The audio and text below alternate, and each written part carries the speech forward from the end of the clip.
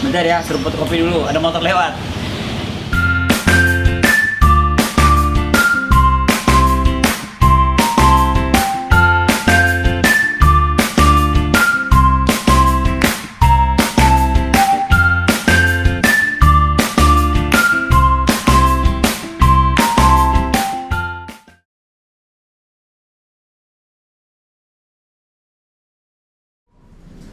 Ngopi dulu ya.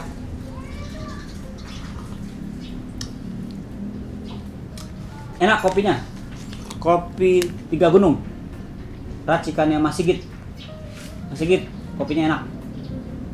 Oke, teman-teman ya. Hari ini saya ada di Bogor. Ya, lumayan. Dari Jakarta naik kereta 1 jam. Terus ke sini. Ke rumahnya Bang Caca. Ini kalau hari-harinya ada di hutan nih, jadi saya ketemunya agak susah. Saya mau ketemu Bang Caca karena saya mau bicara tentang fotografi alam liar, ya, outdoor. Karena setelah saya lihat, ya saya searching di Indonesia tuh nggak tahu gimana ya. Bang Riza Marlun, ya Riza Marlun ya. Bang Riza Marlun. Ya, saya nggak ngelihat yang ada 1-2 tapi tidak continue, ya, cuma sepukul 2 pukul aja. Tapi Bang Riza Marlun ini menekuni bidang ini. Baik ya, kita tanya-tanya ya. Oke, Bang, kita nih ada di mana nih? Tepatnya di daerah Cimanggu, Bogor. Cimanggu, Bogor ya. Ya. Oke, kita ada di rumahnya Bang Caca, Cimanggu, Bogor. Ya. Nah, saya mau tanya tentang tadi saya katakan fotografi alam liar. Bang Caca memulainya udah berapa tahun? Mulai menekuni profesi ini dari tahun 90. Sebelumnya kan ya macam-macam lah. Ya. Kemudian ya harus memutuskan kita harus ngambil Pilih genre yang mana apa, gitu. harus spesialis di mana gitu. Tahun 90 lah sampai sekarang. Oke. Nah, yang saya tertarik tuh begitu saya cari referensinya, kayaknya jarang yang menekuni genre ini. Ya. Nah, Bang Caca dari tahun 90 ngalami dari zaman film masuk digital. Ya. Itu cukup lama kan ya. Tapi kok nggak banyak orang. Saya lihat di itu cuma 1-2 kali udah hilang. Itu kenapa kira-kira? Ya, memang jalur ini sepi ya. Sepi karena tadi orang merasa peralatan itu mahal. Peralatannya ya. Peralatan fotografi untuk satwa liar atau alam bebas ini agak mahal. Kemudian travelingnya juga makan biaya banyak karena binatang Indonesia itu juga ada luas ya, 17.000 17.000 pulau. Kemudian binatang itu ada di pelosok-pelosok, nggak mungkin kita turun bandara langsung kita bisa motret gitu kan. Ada kadang-kadang masih berlanjut lagi naik mobil, naik perahu, naik gunung lagi gitu kan.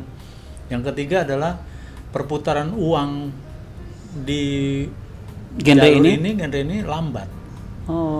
Ya, wildlife fotografi atau fotografi alam liar ini adalah stok fotografi. Oke. Jadi kita harus ngumpulin dulu. Kita nggak bisa bilang kita nih fotografer satwa liar. Kalau kita nggak punya stoknya, kita misalnya kan dari barat sampai dari Aceh sampai Irian, Papua kan, kita harus foto gajah, foto cendrawasih, ada foto komodo, baru kita bisa bilang kita fotografer wildlife. Daripada kita cuma punya stok burung saja gitu kan. Nah, itu masih dikategorikan berfotografi doang. Artinya kayak gitu udah perputaran kemudian. Nah, menurut gua mahal atau enggak juga tuh relatif. Karena apa? Kalau kita nggak mulai sekarang, binatangnya udah nggak ada. Repot. Itu jauh lebih mahal. Ya katakan kita udah punya 2000 mili teknologi zaman 5 tahun ke depan udah ada nih lensa 2000 mili. Duit kita udah miliaran. Tapi nggak ada yang kita foto. Udah habis binatangnya. Habis binatang. Jadi alamnya sate. udah hancur. Ya yang mengerikan alamnya ya.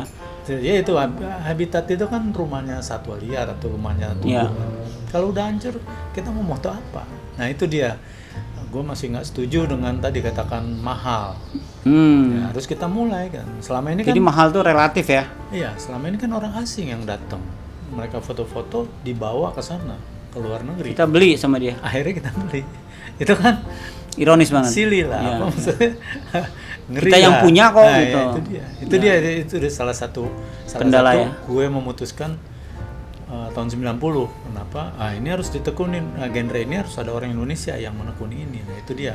Ya, jadi pionir, tahu sendiri lah, tersiksa lah. Maksudnya jalur ini perlu dukungan banyak pihak lah, termasuk penerbangan, perusahaan kamera. Ya, itu tutup mata kadang-kadang. Ya gitu-gitu ya, itu dia. Tapi sekarang belum berjalan baik lah. Nah, selama menekuni genre ini, ada nggak sponsor-sponsor yang istilahnya sangat membantu gitu loh? Sampai sekarang belum terlalu signifikan ya. Baru setelah buku pertama aja 2010 ada namanya Gambara Fotografi yang bantu secara Gambara ya. Ya, Gambara Fotografi itu yang bantu peralatan ya. Kan jadi mestinya lumayan kan, lah itu kan peralatan. personal ya, perusahaan. Bukan perusahaan kamera. Oh. Kita kan maunya perusahaan Ya, kamera ya, yang ya. support itu, yang artinya kita nggak perlu sebenarnya gue nggak perlu kamera, nggak perlu punya, dipinjemin juga nggak apa-apa. Tapi kan teknologi ini kan berkembang terus. Ya. Nah sekarang kan perlu kita ikutin juga teknologi kamera digital. Karena ini, memudahkan. Nah, makin mudah. Karena secara teoritis kita kan udah paham lah, udah matang lah di waktu dunia analog itu ya. Gitu ya. Jadi sponsor baru ya 1-2 ya berarti 1-2 ya. Dan itu juga yang mungkin yang kenal dan yang kita harus membuktikan nih penting nih gitu. Sama sponsor itu kan tadi akhirnya memotret sudah jalan panjang setelah 2010, akhirnya gue nerbitin buku kan. Oke. Nah, setelah itu baru ada orang-orang yang ngelirik, ada lirik lah sedikit-sedikit untuk misalnya percetakan bantu gitu kan, tuh kertas percetakan segala macam gitu, perusahaan kertas. Nah itu lumayan itu membantu juga karena kalau kita cuma foto aja, stok foto gitu, nggak jadi apa-apa juga percuma juga gitu. Artinya rekam sejarah alam ini nggak pernah ada rekor gitu, nggak pernah kecetak gitu. Itu pentingnya. Bukan jadi koleksi pribadi kan. Repot ya. Iya itu dia. Apa artinya bukan hanya pribadi sih. Kalau udah jadi buku itu menjadi tadi dokumentasinya pribadi, sejarahnya keluarga, sejarahnya bangsa ini juga. Karena kan suatu bangsa yang besar ada menghormati sejarahnya sendiri gitu kan. Nah ini kita harus bikin cetak sejarah, karena kan kalau cuma omong-omongan jadi aja nggak cuma motret wildlife ternyata ya, bahwa kita mikirnya saya agak kaget juga Bang Caca bicaranya bahwa ini sejarah nih. Sejarah alam. Karena yang namanya binatang itu bisa punah. Alamnya rusak, binatangnya punah nih. Kita mau cari di mana ini? Dan itu udah gue rasain. Karena gini, sejak 90 di mana kita alat sederhana, punyanya cuma 300 mili katakan dulu, lensa 300 mili. Itu binatang sangat mudah, masih sangat gampang melimpah. Ya. Artinya nggak terlalu sulit menemukannya. Tapi kan teknologi masih. Nah sekarang begitu teknologinya makin canggih, binatangnya kurang. Binatangnya makin sulit. Makin sulit. Kita makin naik gunung. Ada tapi gunung, tambah sulit ya kita. Sulit. Sementara usia udah. Iya itu dia. Nah yang generasi muda ini kenapa nggak bisa tergugah ya? Nah memang gue udah lihat ya, generasi muda ini sekarang dengan adanya medsos, mereka udah banyak bikin wildlife photography group di medsos. Yang gue lihat banyak yang masih hobi-hobian aja gitu. Hobi-hobian cuma Sabtu Minggu. Ya sepukul 2 kali lah gitu. Sepukul. Padahal mereka juga ada investasi bagus ya, peralatan udah mulai canggih. Tapi mereka nggak punya banyak waktu. Yang punya uang nggak punya banyak waktu. Yang nggak punya uang banyak waktu, nggak punya alat, nggak punya waktu, serba nggak punya salah uang untuk travelingnya. Jadi emang Bang Caca sekali jalan bisa berapa hari? Dulu kan sebulan setengah lah ya, waktu masih pakai film, karena tingkat kesulitannya kan kita harus benar-benar tunggu dia diam, tunggu sinar, tunggu apa macam-macam lah, tunggu akal-akalannya banyak lah, harus improvisasinya banyak. Kalau sekarang kan dengan alat digital, dengan makin canggihnya alat, kita mungkin seminggu 2 minggu lah. Jadi lebih pendek waktunya. Itu pasti kan dengan research yang kuat ya. Oh iya, kita di wildlife photography itu memang kita harus bikin mini riset. Jangan main berangkat aja ke Papua. Lu mau dapat apaan terserah, nggak bisa. Secara bisnis kita harus hitung. misalnya gue mau ke Papua, habis berapa, siapa guide, gue dapat apa aja, misalnya keluar 10 juta, kita harus dapat apa aja, misalnya makin banyak makin baik. Tapi kalau kita cuma dapat 1 spesies, 1-2 spesies untuk 10 juta terlalu mahal. Kayak gitu, kecuali dibayarin. Kan banyakan sekali perjalanan ini yang gue pakai uang dapur sendiri gitu. Itu yang masih ngeri dong. Iya, makanya. Tapi kan ini pekerjaan kan memang ya kita sudah kita niati ya. Udah kecintaannya. Jadi memang kebahagiaannya di situ gitu. Kalau gue udah dapet, ya gue bahagia lah. Karena walaupun si gambar itu belum tentu terjual dengan cepat ya. Belum. Nah, makanya perputaran itu lambat. Perputaran di stok fotonya di wildlife ini sangat lambat. Karena orang juga masih belum bisa menghargai gitu. Misalnya kita hargai untuk kalender misalnya 3 juta gitu. Orang masih bilang mahal ya. Padahal kan gampang tinggal cekrek. Dia nggak tahu prosesnya itu panjang loh, risetnya. Nah itu dilema di era digital tuh. Dianggapnya gampang. Motret tuh gampang, padahal ada proses yang dia nggak tahu, nunggunya, researchnya segala macam itu nggak diperhitungkan. Ada local expert, ada travelnya, pesawat, sewa mobil. Ya, tapi kalau Bang Caca ini ngerasa sendirian di jalan tol, pesaingnya berarti banyak kan orang asing. Ya, orang asing. Sering ketemu di lapangan? Oh, sangat sering. Sekarang dengan dunia digital juga amaterin juga kan alatnya juga udah canggih-canggih karena kan teknologi yang mereka bawa. Jadi kadang-kadang di beberapa lokasi kan satwa liar itu diakses lebih mudah lah. Misalnya di Komodo, di Tanjung Puting, itu kan itu daerah wisata daerah wisata ada beberapa yang spesies apa istilahnya ya untuk di masyarakat ilmiah tuh spesies bendera lah yang ikonik lah. Itu sangat mudah itu kan. Pokoknya bayar mereka ada guide-nya, ada ahlinya, udah tinggal diantar, tinggal kita motret aja. Nggak seperti dulu lah. Dulu kita jalan dulu jauh. Nyari guide juga kejebak-jebak ya. Ngaku guide ngerti, nggak taunya nggak ngerti apa-apa gitu. Ternyata pas berjalannya waktu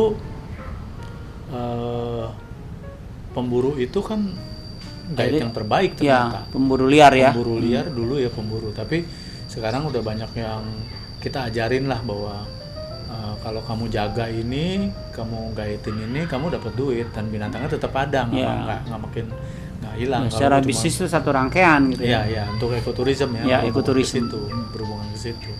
Itu yang perlu dipahamin bahwa kalau kita jaga baik, mereka juga akan bayar kita baik. Kita akan dapat manfaat dari situ gitu. Dengan pelaku ekoturism itu kita dapat manfaat. Oke. Kalau boleh tahu, udah berapa buku yang Bang Caca bikin? Sudah 3 ya. 3. Yang 2010 terbit yang pertama tentang apa tuh? Indonesia Nature and Wildlife lah. Ibaratnya flora fauna landscape lah. Indonesia tentang Indonesia dari barat sampai timur. Itu tahun 2010. Jadi perjalanan 20 tahun itu ya. Yang kedua 2014 ada buku bikin ular. Karena gitu kita nggak punya nih buku ular secara ilmiah ilmiah populer yang menarik ya buat publik. Karena gini, gue berdiri di dua tadi katakan dua sisi ya. Dua kaki, ada masyarakat ilmiah dan masyarakat fotografi. Nah, masyarakat ilmiah ini kadang-kadang kan nggak punya skill untuk motret, karena dia meneliti aja, bawaannya meneliti. Nah, kemudian ada publik nih yang pengamatnya. Publik nih. Kan sekarang publik tuh nggak mau terlalu rumit lah untuk baca-baca tulisan ilmiah. Terlalu sains juga pusing dia. Terlalu ilmiah mereka nggak terlalu ya. Nah, gue pingin sekali bahwa publik ini mendukung ini, mencintai satwa ini lewat fotografi. Ya kan? Nah, melalui gambar-gambar ini orang lebih mudah mengidentifikasi. Sebenarnya buku ular concernnya adalah orang cuma pengen tahu berbisa atau tidak. Namanya siapa? Agus, Bambang, Joko gitu kan. Nah, dengan lihat gambar aja dia udah tahu ini berbisa, ini tidak berbisa. Kita bicara buku ular ya. Pernah ada yang buat belum? Yang bergambar bagus belum? Masih secara ilmiah udah beberapa ya. Beberapa. Tapi yang ada gambar yang betul-betul secara fotografi itu. Karena kan ini juga ilmiah populer, bukan buku ilmiah. Bukan ilmiah yang benar-benar gitu. Memang gue sekarang lebih cenderung lebih memihak ke publik.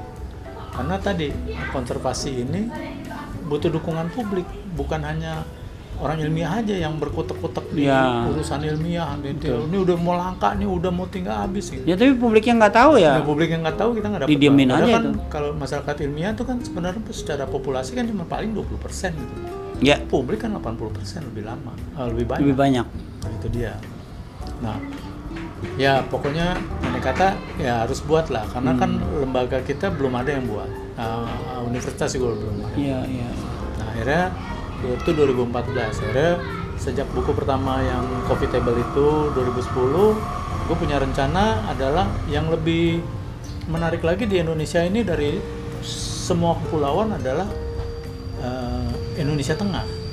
Indonesia Tengah. Sulawesi, Maluku, Nusa Tenggara. Kenapa tuh? Nah itu secara ilmiah binatang-binatang ini banyak yang endemik, banyak yang nggak ada di mana-mana, nggak ada di dunia manapun. Jadi binatang aslinya Indonesia? Ya. Ada tuh? Iya, ya seperti komodo kan nggak ada di mana-mana. Oh iya. Kalau Kalimantan, Sumatera, Jawa itu kan lebih asiatik binatang-binatang. Oke. Lebih ngikut ke Malaysia, Thailand. Ini udah orang biologi nih yang ngomong nih ya. Itu nih ini orang biologi nih. Nah, terus kalau Papua itu kan lebih Australis. Jadi ada kanguru, ya. Kasuari, burung cendrawasih itu Australis. Itu. Nah, Indonesia Tengah itu yang bener-bener kawasan Wallacea itu yang sangat menarik tuh menurut gue Indonesia banget. Saya pernah dengar tuh Wallacea tuh ya. Itu peneliti luar negeri ya. Itu Indonesia banget, binatangnya banyak yang endemik, artinya nggak ada di mana-mana di dunia. Jadi itu sangat menarik untuk didokumentasi. Masih banyak binatangnya. Masih. Oke. Artinya masih banyak ya berjalan waktu memang masih makin berkurang. Habis ya, hutannya hilang ya hilang. Paling tidak mulai dari kemarin tuh sejak 2010 gue mulai traveling lagi untuk konsennya di lokasi situ. Itu untuk ngambil mendokumentasi satwa-satwa yang ada di sana.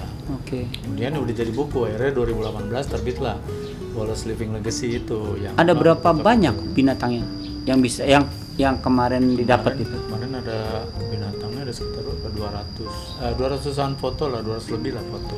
Mungkin spesiesnya 100 lebih lah, 100 spesies. Karena kan ada beberapa binatang yang sangat menarik ya dengan perilaku segala macam. Ambil berapa shot? Ambil berapa di dalam buku ada beberapa halaman. Kadang-kadang kan ya kalau binatangnya diem kan nggak menarik lah ya. untuk di beberapa jadi beberapa halaman kayak gitulah. Jadi itu menurut gue menarik. Nah kan ke depan ini ada planning lagi beberapa buku lagi kan, beberapa buku ke depan. Cuma kan ya, COVID gini ya. 2020 COVID lah, ada 7 perjalanan di tahun 2020 itu terlambat lah, sampai sekarang belum. 7 perjalanan, rencana 7 perjalanan. 7 perjalanan. Tapi binatangnya nggak kena COVID kan ya? Ada gangguan. Kemarin sempat ada undangan dari ke Taman Nasional Kerinci Sebelat di Sumatera. Ada beberapa spot yang biasa teman-teman datengin untuk motret burung udah hancur karena ada perambah. Karena juga petugas juga nggak bisa patroli. Mereka nggak patroli rupanya. Jadi dimanfaatin ya. Masyarakat juga serba salah. Masyarakat juga nggak ada penghasilan.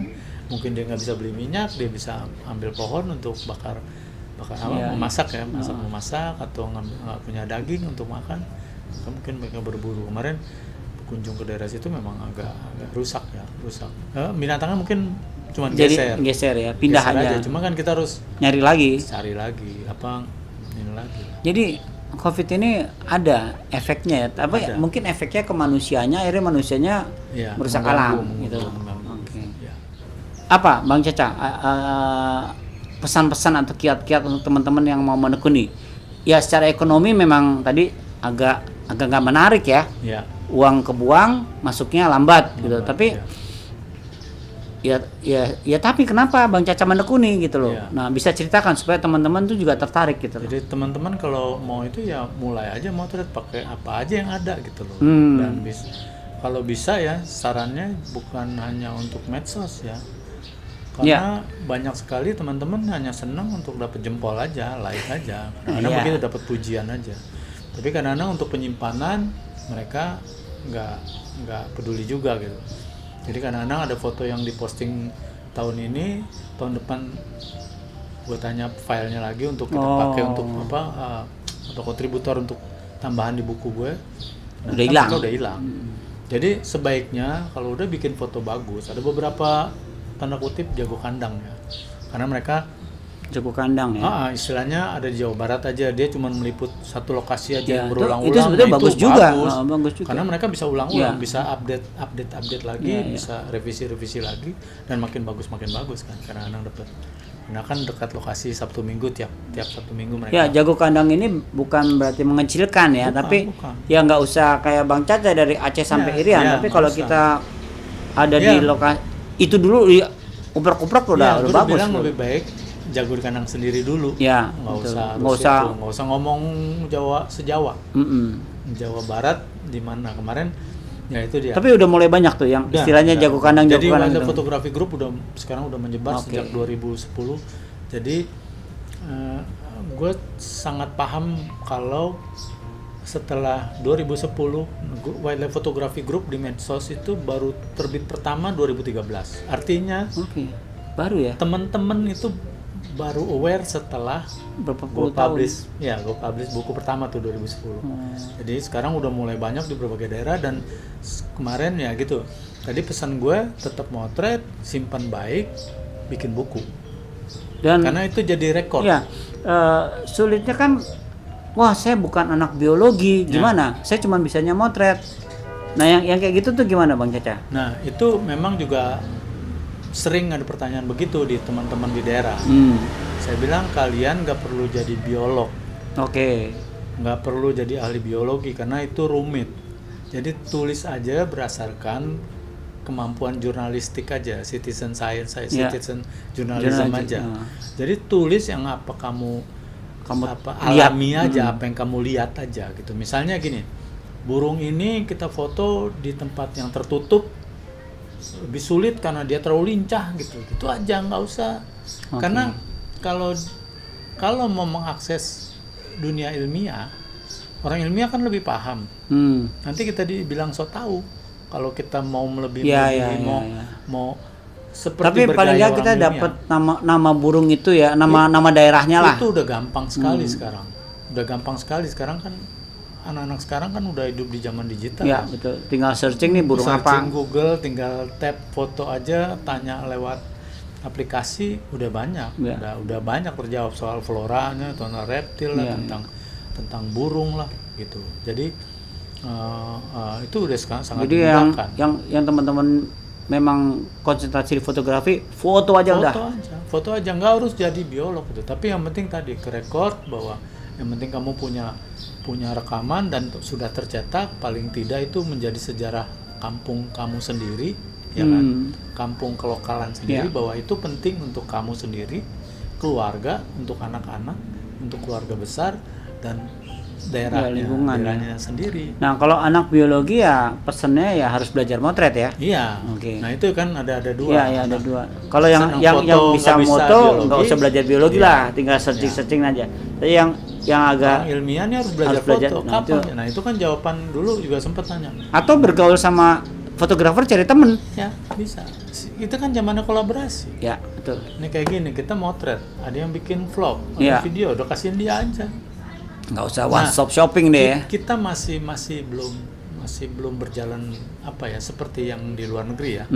Makanya kalau orang fotografer dari luar itu kan selalu dia hidup, tanda kutip hidup, mapan, secara sandang pangan lah. Mereka karena apa? Mereka mau kemana aja karena support. Mereka saling hargai.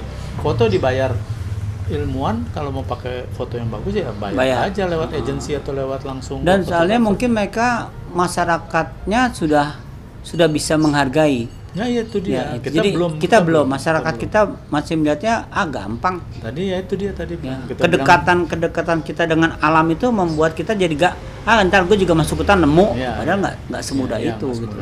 Ilmuwan juga kan gampang nemuin, tapi dia nggak bisa foto. Iya betul. Nah masyarakat yang mau foto yang nggak bisa nemuin, nah ini harus kolaborasi dengan orang kampung. Orang kampung bukan berarti nggak pinter loh. Mereka sangat hafal, itu kan backyard, dia halaman belakang mereka itu. Iya. Mereka tahu jam berapa, ada di mana. Ya, saya punya pengalaman. Mungkin Bang Caca juga pernah mengkoreksi karya saya ya. Tarsius.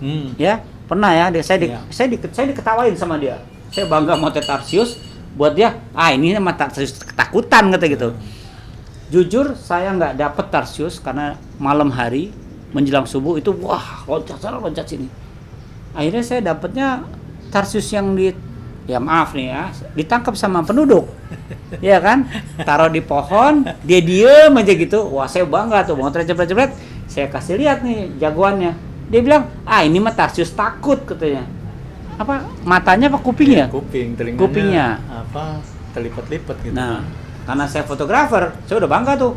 Secara fotografis memang udah bagus. Karena apa? Fokus, lighting cukup kan. Tapi tadi ada perilaku yang jadi berubah.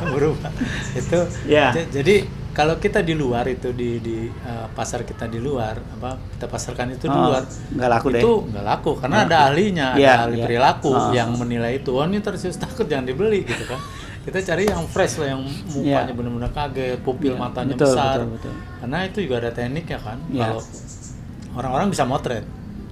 Tapi gimana mendapatkan ekspresi binatang itu? Tidak abuse juga penting. Tidak abuse itu di luar negeri itu sangat dinilai. Oke. Sangat dinilai. Jadi mungkin teman-teman udah nggak apa-apa lah. Sekarang nikmati dulu dunia digital, nikmati foto, nikmati potret satwa, tapi jangan abuse, jangan itu yang pasar di luar itu sangat itu. Dia mereka tahu ya. Ada juga kelompok yang tadi abuse, maksudnya setting binatangnya setting. Tapi kita juga nggak bisa ngelarang. Gue juga bukan Tuhan juga, bukan polisi juga untuk ngelarang orang setting. Tapi pasar yang menilai. Nanti pasar. Memang tapi tetap mereka ada pasarnya. Ada pasarnya juga ya. Ada pasarnya, nggak apa-apa. Oke. Ya. Oke teman-teman. Ya. Jadi saya juga baru tahu nih dari tahun 90. Ya, saya kenal udah lama, kita sama-sama pakai FM dulu ya. Wah, pakai FM tuh kayak udah bangga banget gitu loh. FM2. Ya, FM2 gitu. Bang Caca 90 sudah memilih genre ini, dan cilakanya buat saya katakan cilaka dari 90 sampai sekarang sendirian. Nah, tadi yang bahaya adalah jangan sampai kita mencari gambar satwa kita ke luar negeri. Iya. Ya, itu. Karena orang asing ya mereka kelebihannya adalah uang ya. Dolar dia dan rupiah ya. Dan supportnya mereka bagus karena apa? Apresiasi masyarakatnya tentang wildlife itu sudah bagus. Nah, kita agak sedih saya katakan sampai tahun 2020 kayaknya baru mulai ya. 2013 ya. Iya kan, 2013 sekarang makin marak lah, makin banyak. Ya moga-moga teman-teman nggak usah berpikir jadi biolog gitu loh. Potret aja yang bagus secara teknik fotografi. Kalau itu dapat baru. Oke teman-teman, cukup jelas ya Bang Caca nih. Pokoknya potret aja, nggak perlu harus se-Indonesia ya. Jadi jago kandang yang positif ya. Kuasai dulu lingkungan, ada apa, potret. Oke teman-teman, Bang Caca, terima kasih banyak ya. Sip. Apa ada tambahan? Tambahan sedikit lah. Ya, bahwa boleh. Sekarang sih teman-teman sih sekarang yang tadi gue bilang jago kandang, sekarang udah mulai berkarya lah ya. Bikin buku juga mereka. Segala macam. Ya. Itu artinya tadi paling enggak udah ada rekam Jejaknya udah, sejarahnya udah ada lah ya. Kelokalan itu ada lah. Itu penting buat gue karena apa? Itu kan sejarah alam suatu tempat ya. Paling enggak udah kerekord dan udah kecetak. Paling enggak mereka udah pegang itulah. Mulai dari situlah. Biasanya kalau bikin buku biasanya kecanduan. Satu, kedua, ketiga gitu. Betul, Nanti betul, ada ide lagi biasanya begitu. Karena mereka ya dihargai juga sama lingkungan ya. Luar dari situ ya, selain lingkungan setempat di luar itu. Karena Indonesia luas banget sih. Dan perlu buku banyak supaya tadi orang bisa memilih nanti, memilih mana yang perlu dia lihat, mana yang perlu dibaca, mana yang perlu kayak gitu. Itu jadi literatur juga buat orang-orang yang pengen bikin buku. Artinya makin banyak buku. Walaupun sekarang ada istilah paperless gitu ya, tapi ya buat saya paperless tuh masih masih jauh lah. Masih jauh lah gitu loh. Tapi enggak masalah. Kita sekarang udah banyak lah bikin buku, udah pilihannya juga banyak. Yeah. Selain motret fotografi itu peralatannya makin banyak pilihan, bikin buku juga banyak pilihan ya. Artinya tadi print on demand. Ya, yeah. Cetak 1, 2 atau 10 masih bisa ya gitu atau mau print 500 sama 1000. Ya, karena saya sendiri ngalamin ada digital printing yang kualitas cetaknya juga cukup bagus sekali. Cukup lah. Ya. Atau kalau mau bikin buku PDF. Ya nanti kalau memang tadi kalau mereka nggak mau ya PDF. Maksudnya e-book aja nggak apa-apa. E-book ya. Nggak apa-apa. E-book juga bisa dijual kan? Iya sama bisa dijual. Tapi tadi budaya kita masih belum mengapresiasi itu kan, makanya masih mengcopy. Ya repotnya kalau jadi e-book orang ya gini aja bayar. Ya. Kok nggak gratis gitu loh. Tapi itu pilihan lah, apa-apa kalau orang yang penting bikin lah yang penting buat dulu, yang penting jadi dulu supaya itu record karena kan sekarang dunia digital itu ada jejak digital ya, kan? Betul. Artinya itu yang penting nggak bisa dihilangkan itu, dan kita kan jejak digitalnya yang baik bukan yang positif. Yang koruptor itu kan terekam juga itu tidak baik tapi kan kita terekam baik, dia lupa kalau itu kerekam gitu ya, anak cucu itu pasti kerekam gitu. Wah opa gue tuh aduh. Oke. Ya kita gitulah, kira-kira gitu. Itu tambahan. Mantap. Oke teman-teman ya. Moga-moga obrolan kita yang dari Aceh sampai Irian ketangkep.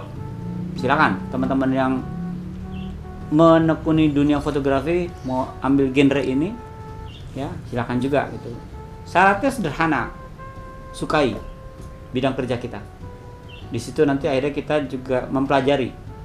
Ya, kalau wildlife, outdoor ya fisik ya. Fisik harus bagus gitu. Peralatan tadi banyak pilihan. Terus gambar itu buat apa juga udah sekarang banyak pilihan. Walaupun secara bisnis putaran uangnya mungkin ya itu relatif ya. Kalau kita yang bagus ya kita bisa populasikan dengan bagus. Oke teman-teman. Kita sudahi pertemuan ini dan Mas Sigit kopinya enak ya. 3 gunung. Ya, teman-teman, jangan lupa subscribe. Minggu depan kita ketemu lagi sama narasumber yang ya masih dunia fotografi gitu loh. Siapa orangnya? Kita tunggu minggu depan. Oke, terima kasih. Bang Caca. Makasih ya. Makasih. Bye.